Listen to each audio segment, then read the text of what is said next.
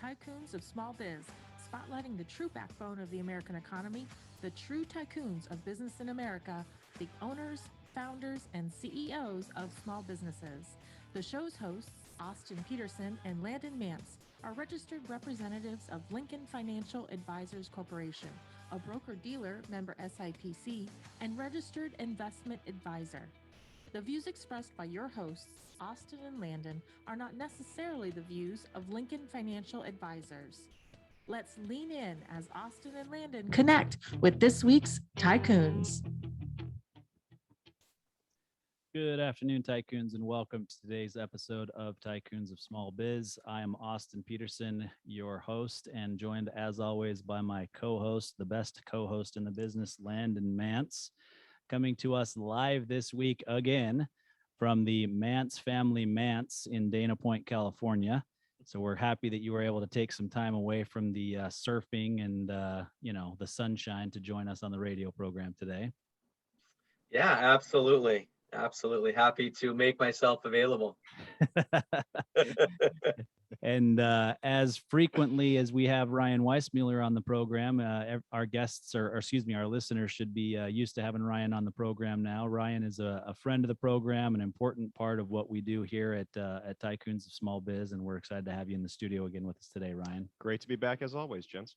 Yeah, so do not adjust your TV sets. This is not a commercial for, with before and after photos of, Just for Men, for example.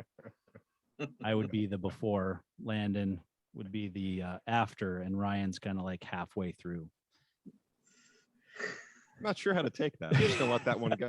Well, you don't have as much gray in your beard as I do, is what I was enough. getting at. So, all right, that one fell flat. It doesn't happen often, but my jokes do fall flat from time to time. So let's jump in. So, Ryan, I think we've got so many topics that we can discuss with what's going on. I mean, obviously, we know we just came through this worldwide pandemic, and we're certainly not on the other side of it 100% yet. We still see it in our day-to-day. My family's trying to plan vacations this summer because it's that, inevitable last summer that my youngest child's going to be home before heading off to college. And so we're trying to kind of cram some things in, and we got problems. American Airlines is canceling flights. Southwest is canceling flights. And so trying to schedule everything, and then the Delta variant, we're flying through London where we were trying to go. So, we're definitely not all the way through this, but at the same time, the biggest part of it's over. I feel like the economy's turning a little bit.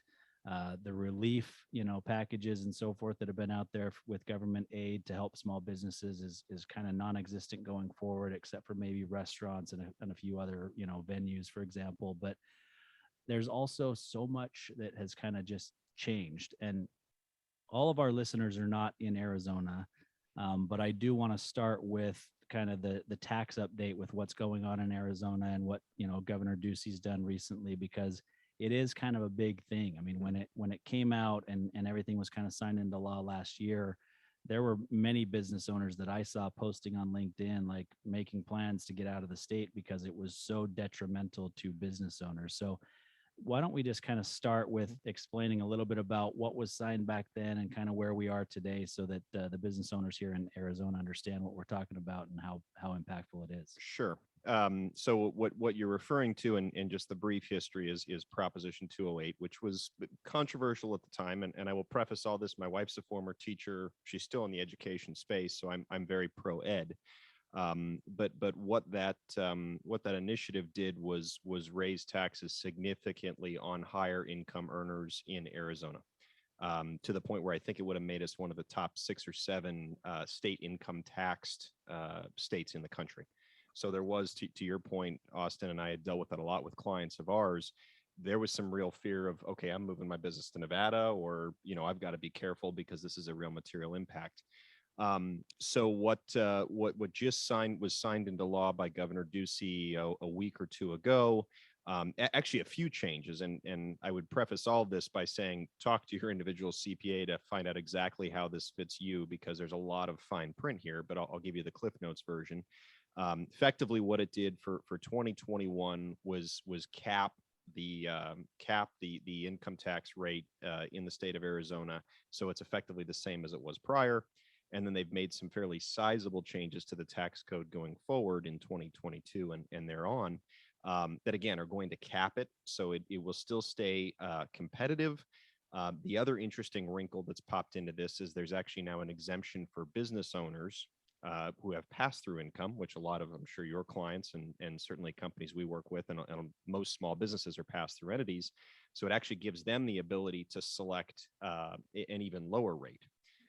So really what this does, I think, we'll see how the dust settles on this. It tiers down over the course of, I think, 3 or 4 years through 2026. But the long and the short of it, and the solace everyone can take away now, is don't panic. Your taxes aren't going up dramatically. Arizona is still going to be competitive, which was another concern of having more businesses come here, because we've seen this influx from, Washington, California, other states. So I think on the whole, for the business community, very, very, very good news. It's been celebrated in the business circles. But for the individual specifics, talk to your tax accountant as always, and find out how it affects you, and if there is any tweaking in terms of course of action you want to take. Yeah, always good advice. And that's the thing, is that Arizona has, I wouldn't say specifically necessarily under Governor Ducey, but he's definitely pro business and has pushed so many things to make businesses want to come to the state of Arizona. And that was, when that hit, it was something that just kind of fell flat. And all of a sudden you've got business owners who are thinking, whoa, because as we all know, business owners specifically with pass-through income, whether it's going into their pocket or not, they're high income earners. And it puts a very big detriment to the bottom line and what investments they make in hiring new employees and driving, forward the overall tax base in our country, not our country, but in our state.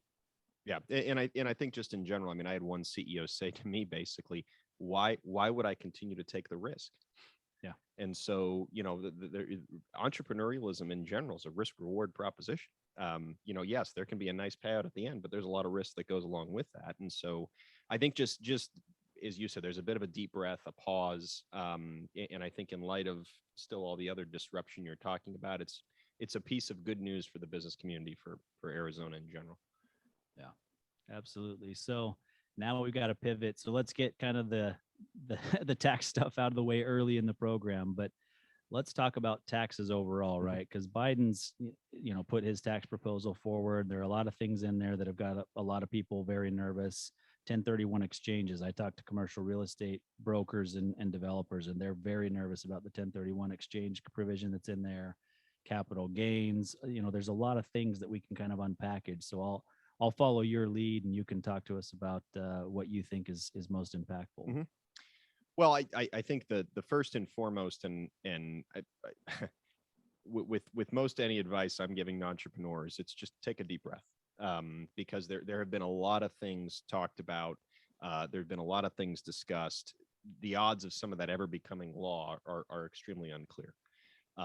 So hearing what you're saying about 1031 and even specific provisions. I mean, at one point, if you recall, in the original Biden proposals, he was even talking about massive changes to 401ks, which would have had some pretty significant impacts. So where that ultimately shakes out, I think we're going to see. I would first and foremost just urge a little bit of caution. There are talks of getting rid of 1031s, or at least significantly capping those. There's talk of capital gains tax going up, obviously income tax going up. I mean, a lot of these things again are going to impact the small business. But the other thing that I would point to is you're not really seeing a ton get done in Washington super quickly right now anyway, and that's been the case for a while. Even Trump's tax cuts, the Tax Cuts and Jobs Act, I think it was called. It took 18 months to pass, and it changed a lot from where it started. So I would urge a little bit of caution. I mean, are there odds that taxes are going to go up at some point under this administration? Probably. But again, looking at a trend, and I actually saw a fantastic piece of imagery the other day that was a slide that was just showing what tax rates have done over the last, I think, 45 years in the United States. They go up, they go down, they go up, they go down. But when you look at entrepreneurial production over that period of time, it really hasn't taken a sharp decline as a result. So, there's going to be, the good entrepreneurs are going to figure out a way to work through this. don't panic. Don't let it, cause you to all of a sudden make a massive decision differently. The one thing that's been interesting, and I'll touch on this for a second. I know we were going to touch on M&A a little bit today, but we're actually seeing potential buyers, PE and others, use taxes as a scare tactic to try to encourage sellers to dump their businesses. Hey, capital gains are going to go up next year. You better sell this now and try to get some lower prices. And again, that may make sense if the price tag's big enough, but urge some caution. Don't panic. We'll see what happens. And from everything, I mean, again, if you look at how slim the margin is in the Senate, the odds of a massive overhaul, I think at this point, are pretty slim. And just pay very close attention. And again, your local CPA is probably as good of a resource as any, and how some of this might impact you directly. But don't hit the panic button just yet. Yeah, I think it's definitely early, right? And just because it bears repeating, we aren't giving any tax advice on the program today. Just want to make sure that that's very clear. But the reality is it's important to know how it could potentially affect you and make decisions. And, you talk about PE groups and other groups that are out there trying to, use this as a scare tactic. Landon and I were on a conference this morning talking about growth and exit planning and how that is actually the case, where a transaction that took place recently where, for years and years and years, we're talking about deferring taxes or doing anything that we can to minimize taxes. And all of a sudden we do have business owners who are saying, let's just pay them, because I don't want to risk that they are right and that it's going to go up. It likely is going to go up. Will it be as dramatic as what's proposed? Probably not. But you do see that business owner taking a little bit different tact and saying, you know what, let's kind of take some of that risk off the table. And, I don't want to write a big check to the IRS, but it's probably the smart thing to do. And I think it goes to too. And I know we've all talked about this a lot, because I think we see the world so similarly, but it stresses all the more importance of having the right team of people around you. If you don't have a tax accountant that you can have these in-depth conversations with, or that's feeding you some information on how something might impact you, you might want to get a new one. Because having that right team from a wealth perspective, from a tax perspective, from a legal perspective, I think now as much as any, with just all the potential, the dust is settled on some ends, there's a lot more dust to settle elsewhere. Having those resources, I don't think has ever been more important. And unfortunately, we saw through the pandemic and some of the real chaos, and I know a number of companies that were burned. They didn't have the right, strategic partners around them. So, seek that out, get it. You're not going to get a concrete answer on you should definitely do this, but at least understand your options and how you navigate some things. I even remember when the qualified business deduction first came out as part of the last tax bill. I mean, there was a lot of different machinations and different ways people were talking about things, but you were still seeing good advice from good people. I don't think there should ever be a shortage of that. So, yeah, I agree. I think actually that's how you and I first met each other, was a webinar that you did on qualified business deductions, and that's how I got the intro to Ryan W, as we say. And I actually want to hit on the team thing. So I'm going to take that a little bit one step further, and I'm going to let Landon jump in here. But the importance of having a team is, the reality is your tax person looks at things through a tax lens. Your attorney looks through things through a legal lens, right? Your financial planner looks through things through a financial lens. So you put them all around the table at the same time, and they can each weigh in on those aspects of a decision that you're making, so that you can make the right decision overall, rather than a myopic decision based on one aspect of who your main advisor should be. And that's really the importance of having a team around you, but a team that collaborates together and is truly sitting around that table together. Couldn't agree more. And that's I think you've hit it right on the head. It's a team. It's always a team. It takes a village. And I think the other side is, you see, I'm sure you guys have seen it too. We see mistakes sometimes with entrepreneurs where, if you rely too heavy on your tax CPA, for example, you might be very cautious, or you might just be doing things for tax reasons that don't make sense elsewhere. If you're only thinking about long-term appreciation, you might miss some things on the tax side. So totally agree with you. That well-rounded advice and getting the right people. I mean, there's advisory boards, there's those, those strategic partners that I think all those groups fall into, but that's that's an easy no-brainer best practice that every business out there should be doing if they aren't already, because the right people, their vested interest in your business. That's it's not to say free advice, but it's as close to it as you're going to get. Yeah. One last point I want to make, and sorry, Landon, you just sparked this with me. So one important thing for all business owners to understand is that there is a big difference between tax preparation and tax planning.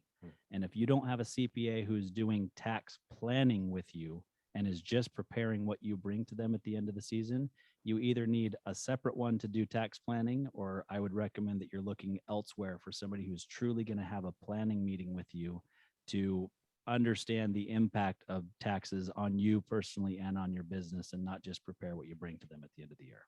And now's not a bad time to start thinking about planning for, you have more visibility, so start thinking about planning for next year. And I would even take it further beyond CPAs. If you don't have an insurance resource that's doing that for you, if you don't have an attorney that's asking a lot of questions before they draft a document for you, that's important in any of these providers to make sure you're getting out and having some proactive discussions. You don't need an order taker. That's not going to help you, because if your order might be wrong.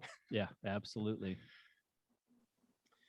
All right, man. Austin, you addressed a couple questions that I wanted to ask. So you emptied my barrel a bit here, but no, I certainly have plenty. So Plenty more. Yeah. Yeah, certainly have plenty more. Ryan, you talk about that a lot.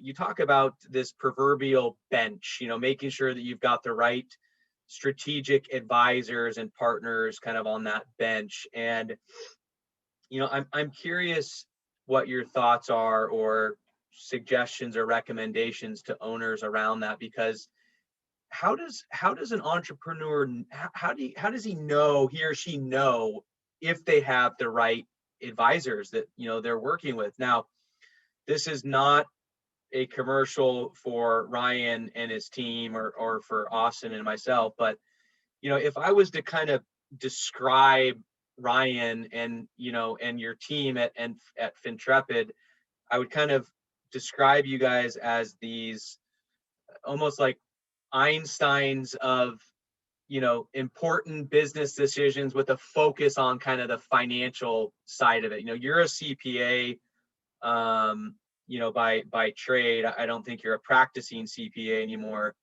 but Austin and I have gotten to know you and your team and your capabilities and your thought leadership, and you guys are really uniquely positioned in the market to be this strategic partner sitting alongside your entrepreneurs and advising them in some extremely important matters around finance and operations and mergers and acquisitions. So again, this is not a commercial for you guys, but Austin and I, we know personally how good you guys are at what you do. But for entrepreneurs out there that they don't know if they've got a good team on their bench or not, how do they address that? What are maybe some questions that they can ask, just to kind of do a checkup on their team to make sure they've got the right people in place? Mm-hmm. Yeah, it's a great question, and I don't think there's a one size fits all answer. So I'll give you the best answer that I can. And I think in general, it's about just trying to understand as best you can where your gaps. So for most businesses, even most entrepreneurs, most founders, they have a background in something. So maybe it's sales, maybe it's operations, maybe they're more of a creative type and invented a product. Some of them do, have a very strong financial background and then put the operations around them. So I think first and foremost, and the biggest thing I would say in that realm to any entrepreneur, is know what you don't know. Because that's going to help you, if you're all of a sudden getting into a position where, maybe you're all of a sudden, dealing with some things internationally, or maybe all of a sudden you've now hit a point where taxable income is really going to start mattering. That's a good time, if you don't have a good tax, accountant on board, to reach out and to find one. And I think, in terms of the criteria for those partners, to me, again, it's all about fit. You've got to have people with no different than within your team, but also around it is someone that's a good cultural fit, someone that you can sit across the table from and have good good dialogue, good productive dialogue. And sometimes that can be tense, productive dialogue, but someone who's not afraid, to speak truth and to speak with candor and to keep you from falling off a ledge, because let's be honest, and we're all entrepreneurs ourselves. It's hard. The entrepreneurial journey is hard. You hear about it. I mean, we had a client that sold their business about a year or just before COVID. And I mean, they'd been at it for 16 years. Now, a lot of people are going to go, oh, look at the overnight success. Look what you did. 16 years of grinding for about 13 of it. So it's not easy, but I think just understanding, if you can get a sense of where you're strong, every business should have around them, because you're going to need them at some point: a good tax accountant, a good financial planner, a good insurance resource, a good attorney. I mean, you think about some of those things that are just basics. And then, depending on where your business is, do you have a really young, sales team that doesn't have a lot of experience? Maybe that's the time to bring in, there's some great kind of outsourced sales resources that you can pull in, or find some training. We've had clients that brought some manufacturing in-house. There's resources to help you and basically map out a manufacturing floor and how you run things efficiently. So first and foremost, it's just a matter of understanding what you have and where the gaps are. There's lots of great tools out there and people out there to help you solve that. But I think the second part of the equation is the fit. We've been very blessed. We've worked with some amazing companies. We're not a fit for everybody. And that could be because the skill set doesn't align. It could be just because, culturally we don't align, or we see the things a little bit differently, and there's no right or wrong answer to it. So I think that's the key, and then leverage the network that you do have. I mean, one thing I'm a big proponent of, and I know Austin is too, is peer groups. I mean, the Vistages of the world, the EOs, there's so many of those out there, formal or informal, but that's a great way too to, talk to different peers of, okay, who are you using? What might I be missing? Do some information share, because I would tell you, having that external team is as important as the internal one, because at some point you're going to need them. And when that big pivot comes along, when that sale opportunity comes along, when you do all of a sudden hit it, we have a client last year out of nowhere that just they were fortuitous in their positioning. It had an absolute banner year during COVID. They didn't know what to do. So, you have those things ahead of time, and you're prepared for it. So just be proactive. I mean, I know I preach that a ton, but be proactive and have the right team. And again, if you're not getting it, the other one I add to that is a good bank. You're going to need them too. So now's the time. I wouldn't wait a minute. Evaluate that. Do you have the right people in place? I mean, on the banking front for a second, if you've got a bank that you're basically at the max of what they can lend you, you might want to be thinking about what you do next. And that happens. Or a bank that's just not giving you customer service, or a bank that you had a hard time with last time. I mean, now's the time to be thinking about these things. You don't want to be scrambling to get a CPA or a lender or an attorney when you need it. Get it ahead of time so you have time to really vet it. Right. Yeah, absolutely. And I want to talk a little bit more about, just what are the banks doing these days, but let's spend a couple minutes and talk about the M&A world and buying and selling of private businesses. I know that you and your team, you guys do a lot of advising and consulting and work with business owners when they're looking to acquire or, potentially sell their business. So, when we look at the statistics, Ryan, of private businesses that actually transact, or sell when they're listed for sale, the percentage is not great. I think it's somewhere between 20 to 25% of businesses that are actually listed for sale will successfully sell on the terms that they want. So talk to us a little bit about that world, what's going on in the small and mid-sized marketplace, and what are you guys seeing? What trends are you guys seeing? I think first off, and this is probably no surprise, I mean, the market is still very hot.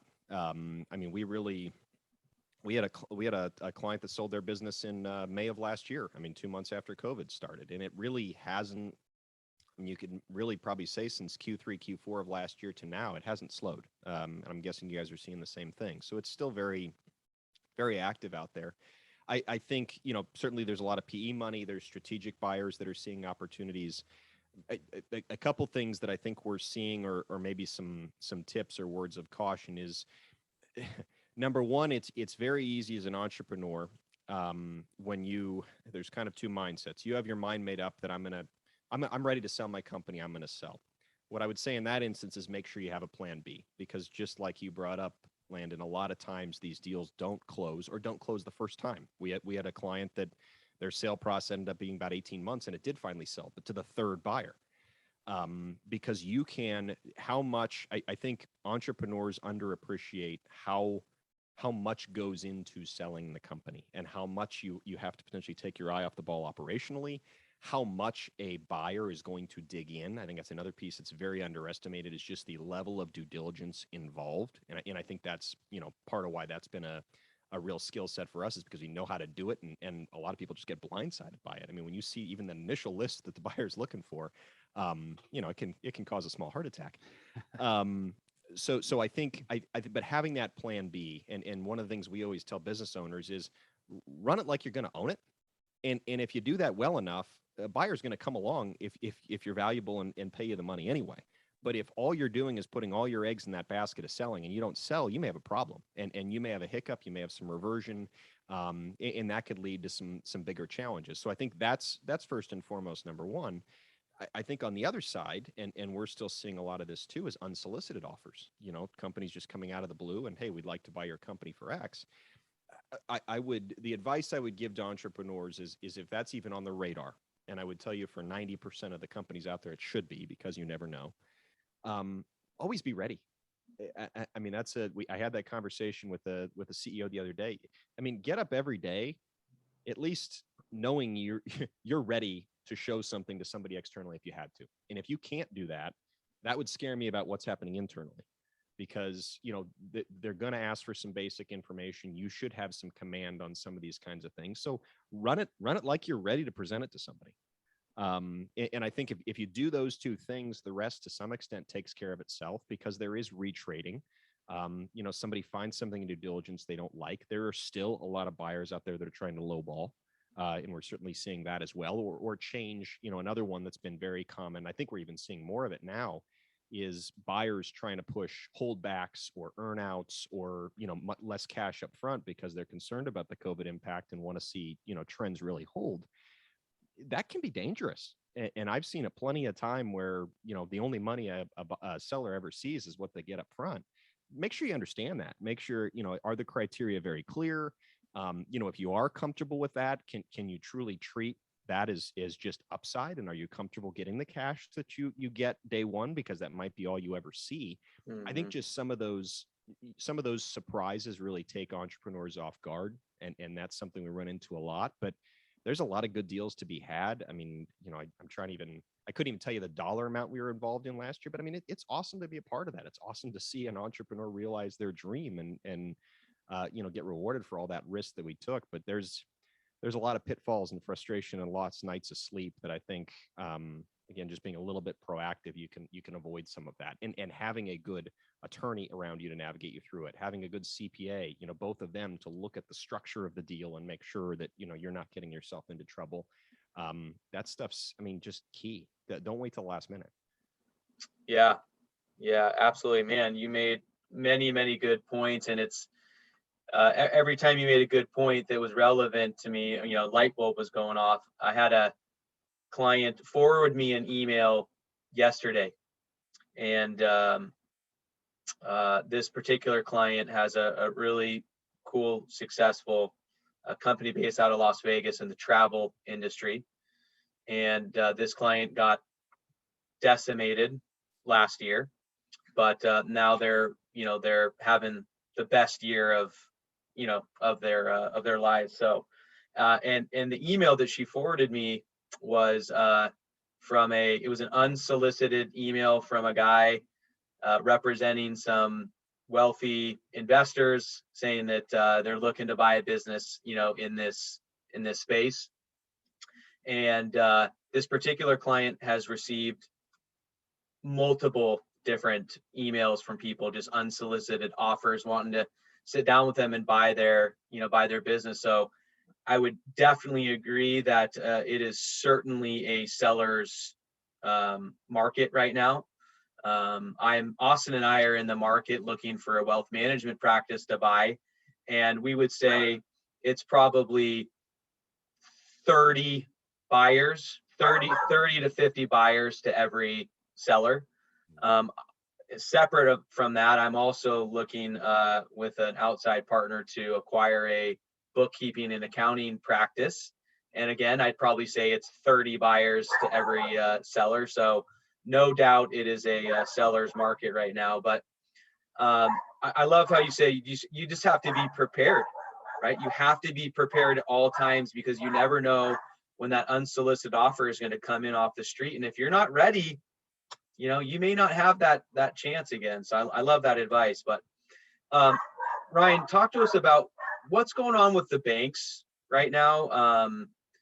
There's a lot for them to consider as companies are, possibly coming out of one of the worst years of their business's lives and now possibly coming into the best. So how are they approaching that with deals? That has been one of the more interesting things we have seen, and frankly, you don't hear it being talked about a lot. And we've seen enough of it where I think it's certainly all anecdotal based on our experience. But I mean, there are definite trends that we are seeing, and we're in the middle of a number of things with lenders right now. I think one is they're not all, but there are probably 6 or 7 different ways we are seeing lenders look at the past 18 months in terms of evaluating performance. And it's anywhere from some are really almost taking like Q2 of last year and kind of throwing that out. Some are really looking very heavily at maybe last 6-9 month trends. Some are adding PPP back in, a portion of PPP. Some are going way back and really trying to understand even, 17, 18, 19. I don't think there's one set credit box on how it's being assessed. So the one thing we're telling business owners is, if you don't know how your bank's looking at you right now, you need to, because you may not need money today. But most companies have a renewal with their lender, or maybe it's covenant situations that you want to get out ahead of, or maybe you just are going to need money down the road. You don't want to find out that you're going to have a problem, or very early on. The other thing or very late on, I should say. The other thing that's transpiring is, I think as a result of COVID, a number of lenders, and perfect example here, we saw the news with Wells Fargo where they're getting rid of personal lines of credit entirely across the bank. A lot of lenders are making decisions that they don't want to be in certain industries. I know one decent sized kind of regional lender has completely exited the restaurant space. Took it pretty hard in COVID, so understandably so. But just understanding the shifting preferences of some banks, and do you still, are you all of a sudden a great performing company in a less desirable industry as far as your bank's concerned? That may totally catch you by surprise, but it's good to know and understand those questions, because and I'm very confident in this, there is a ton of money out there from the banking perspective. Lenders are flush. Lenders are much healthier. They were through this entire process because they didn't have the baggage that they had back during the Great Recession. So there's money out there. There's deals to be done, but it really takes a thorough understanding of what they're looking for, and ability to be able to explain your business to them. And never before have monthly trends mattered. Thinking about, we're seeing really deep analysis on, what's happening with the company's customers. What's happening to companies' vendors, what really for getting into even more granular forecasts and understanding where the company's going. Their underwriting is very, very thorough. So it shouldn't be a surprise at this point, but that's another one of those, have some of those conversations today. Because again, you may not have a deal that renews till the end of the year, but if you know that, you can plan for it. You might even find, boy, we've got to shop for another lender. And we've got a client that's lender basically told them, we're not going to renew your deal. You just don't fit in, where we're going as a bank any longer. Everybody likes each other, but that's just business. Well, good to know that now when it's July, as opposed to, at the first week of December, when all of a sudden we got to scramble to make something happen. Yeah. So I think, a couple of points that you made that were really important there that actually even carry back over to what you were talking about with the M&A space. I mean, private equity groups have a lot of cash sitting on the sidelines too. They're constantly looking for deals. The banks have the money to lend. They're healthier than they were, before. But this has shaken a lot of people, and it's given banks and everybody really an opportunity to say, let's kind of reassess what we're doing here and where we want to go from here. And we have a breath to be able to do that. And they're doing that. It's obviously their right to do that, but it just brings home the importance of that banking relationship, like you said, and understanding what it is that your bank is looking for from you and whether or not you fit in that box. And if you don't, there's another bank that has the box that you need them to have. And I would tell you too, just to echo it, if you are a small or mid-sized business, because this is universally asked, if you're a small and mid-sized business and you can't produce good month-to-month financials and the ability to give a bank a forecast, you're not going to get very far. Yeah, because universally that is the first thing that every single one of them is asking for right now. So know that going in, and then have a good conversation and see where it goes. But I mean, they want to help you. But just realize a bank's not just going to take a flyer because and even too, you may have had 2 really good months all of a sudden coming out of COVID. Well, that's probably not enough. Yeah. The bank's there they're not there to be your friend. They're not there to give you money because it's their job to give you money.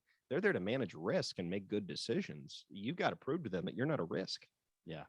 Well, and having those financials in order even goes back to what you were talking about before, and being ready to be purchased at any point, right? Because if you can't produce financials for somebody who wants to buy your business, you're in the same spot. Mm-hmm. They don't just take your word for it and say, well, look at my bank account, everything looks good.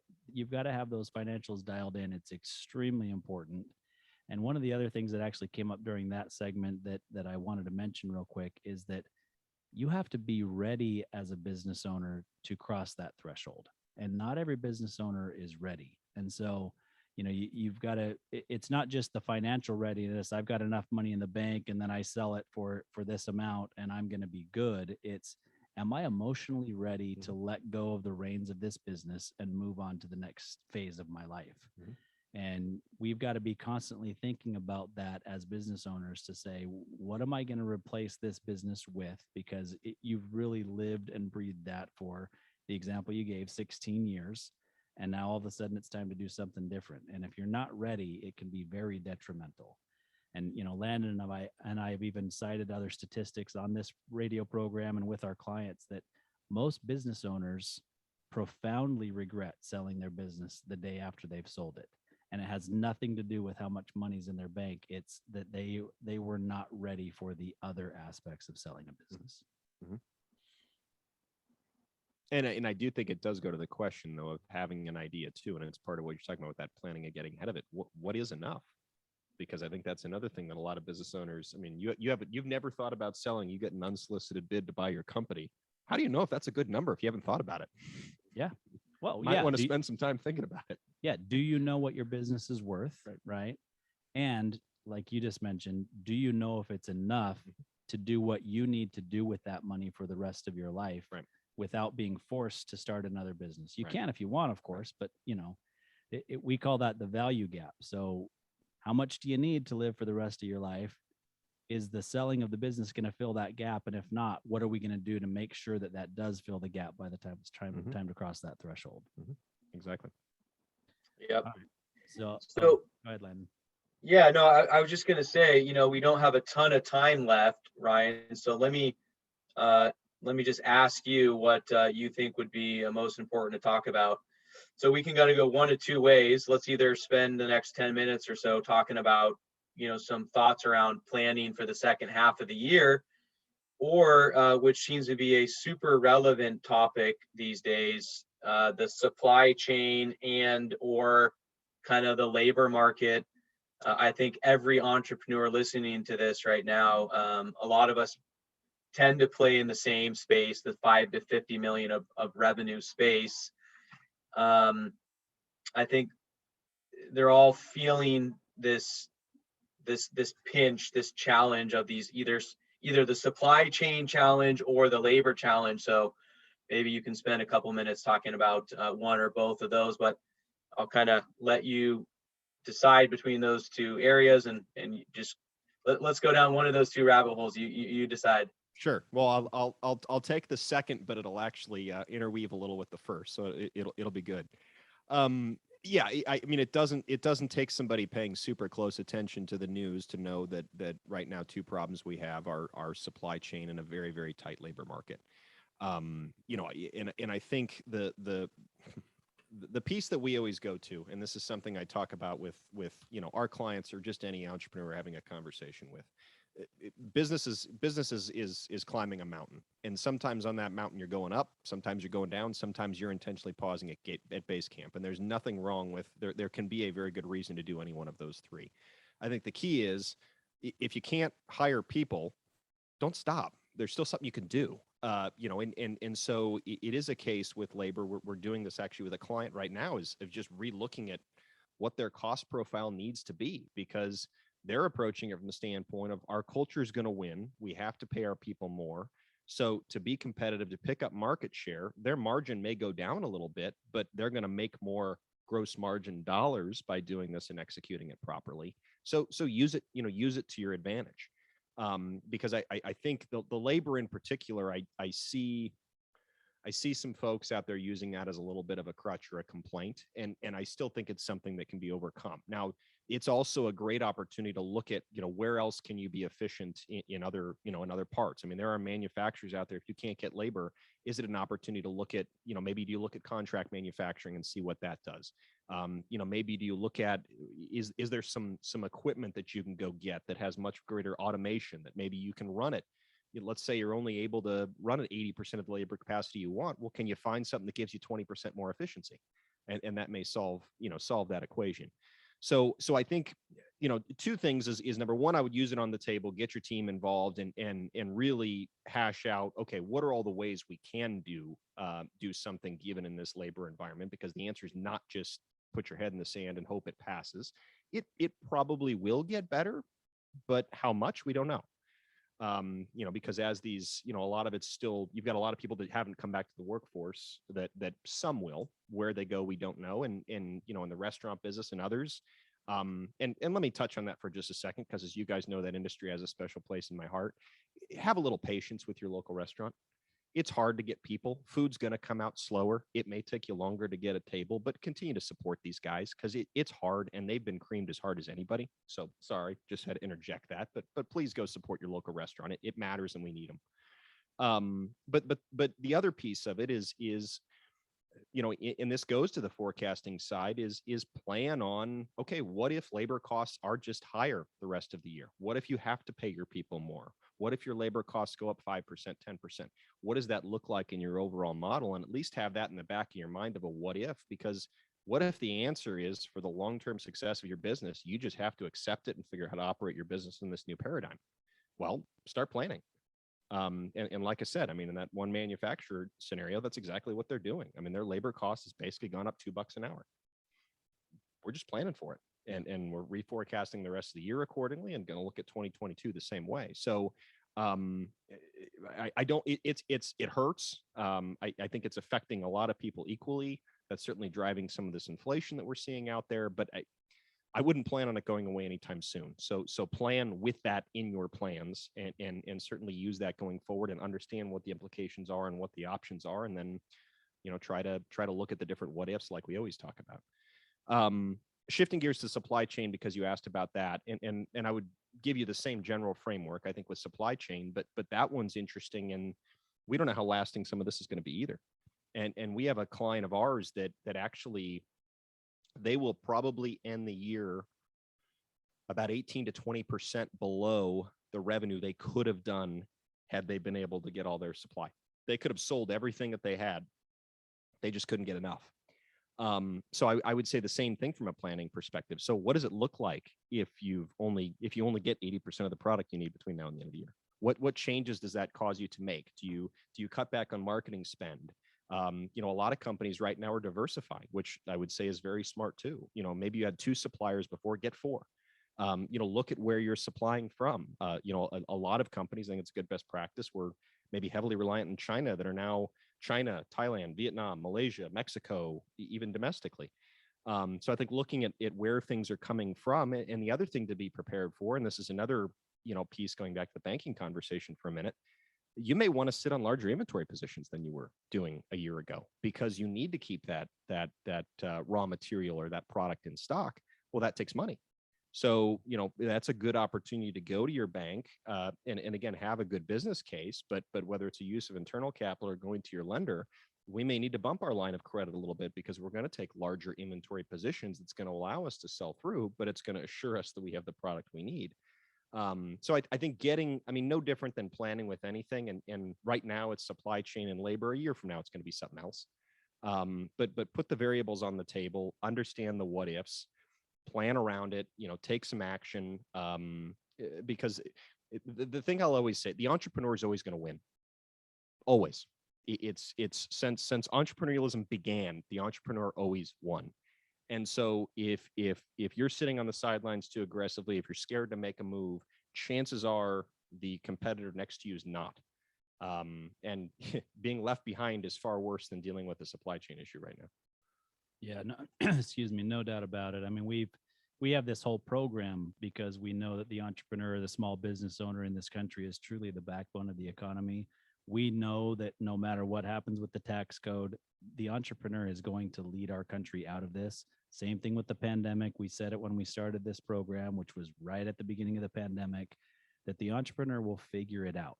And that's the greatest thing about the entrepreneurial spirit, specifically in our country, is that we put our foot forward and we figure out how to do it. Now, we're at the end of the program here, but if I were to wrap up essentially everything that you've said today, we've covered a lot of topics, but if I were to wrap it up into a really small sentence, it's that we've got to be proactive and plan for every aspect of our business rather than reacting, right? Because the reality is, you're right. You put your head in the sand about the labor, the supply chain issues. Everybody else is dealing with it too. Your competitors are having to pay more in labor costs too. So if you've got to raise your prices to be able to still survive because you've got to pay your people more, your competitors are doing the same thing. So I think sometimes we get too worried about, I can't raise my prices because my business will go down. But we've got to understand the macro picture, and that it's not just us dealing with it, it's everybody, and it's okay to make adjustments midstream. I think that's very well said. And the only piece that I would add on to that is have a little perspective too. I mean, chances are few entrepreneurs went unscathed over the last 18 months. Look what you already got through. I mean, you overcame the boogeyman that was COVID. You can handle labor or supply chain or the next issue that's going to be thrown at you, because I would tell you, even if their financials don't show it, a lot of businesses are much better off today than they were 2 years ago, because they are more sustainable. They're able to weather these storms.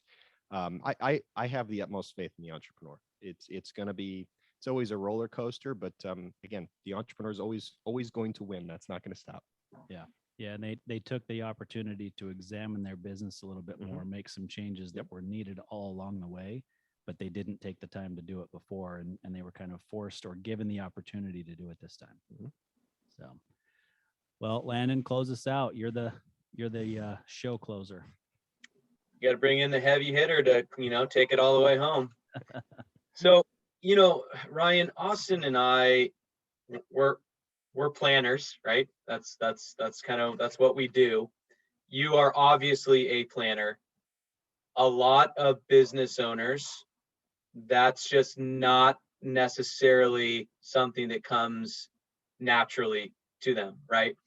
So we've sat here, and in my opinion, you guys probably agree, we've had a super productive, a great conversation, and a lot of it's been around planning. But for the entrepreneurs that are listening to this, they're going, they might be going, that's great, but I don't have time. I don't have time to do that stuff. I don't have time to plan for all these different things that you guys have talked about. So for that entrepreneur that might be saying that right now, what advice would you give them so that they can start to be a little bit more proactive in some of this stuff that we're talking about? I know you only got about a minute or two to answer, but you're fine. Go ahead, please. I think the best piece of advice that I would say, one of my favorite quotes, there was a world-renowned mountain climber that he was stuck in a blizzard on a mountain in the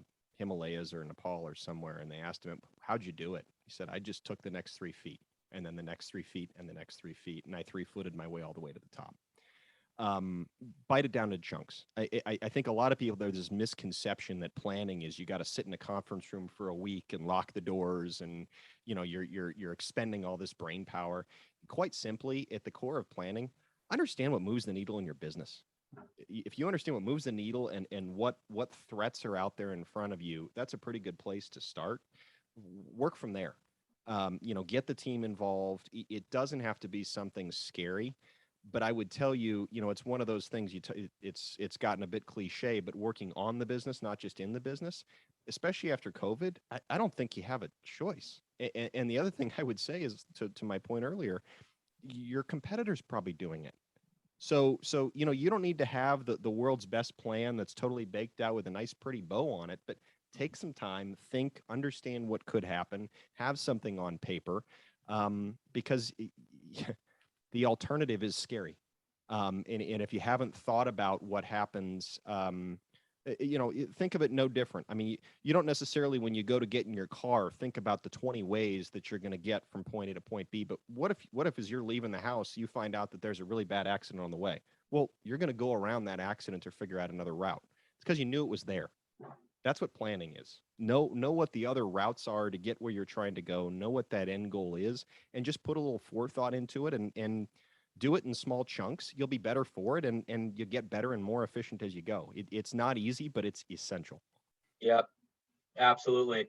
And just to be clear, if somebody is listening to the show right now live, or they're going to listen to this recorded here sometime in the future, all this stuff that we're talking about, can you and your team, are you guys, I mean, is that what you guys do? Are you in a position to help entrepreneurs with a lot of this stuff that we've been talking about?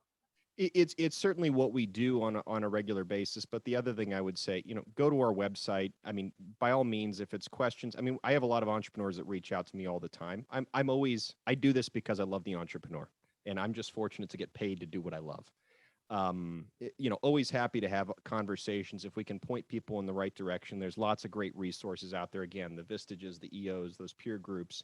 We're always looking for good companies that we can help, but there's a lot of different options, and certainly anything that I or my team can do, even just to point somebody in the right direction.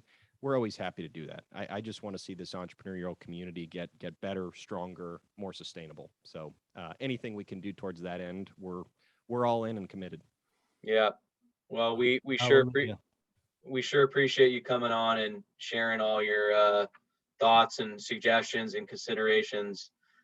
For those people that do want to track you guys down, Ryan, and just pick your brain, have a conversation, buy you lunch, I mean, whatever, what's the best way for them to track you down? Sure. I would encourage everyone to go to our website, Fintrepid, Fintrepid Solutions.com. We've got blogs we put out, lots of content you can get to there. My contact info, so certainly feel free to connect with me on LinkedIn. We put a lot of content out there as well, and those are probably the two best options. Excellent. All right. Well, Ryan, again, really, really appreciate everything you do for the show, for the entrepreneurs in the community. And we look forward to having you on the show again in a few months, my friend. Look forward to it. Thanks, guys. Thanks, Ryan.